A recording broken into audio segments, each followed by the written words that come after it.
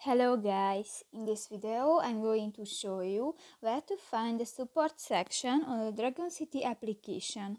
But first of all, I just want to mention, please don't forget to subscribe to our channel because at 100,000 subscribers we are going to show you our YouTube revenue statistics and growth strategy how to make money online. So let's jump into it. First of all, open the application on your device.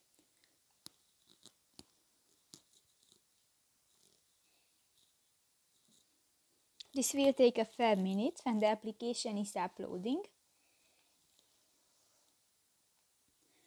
And tap to the settings icon at the upper right corner of the screen.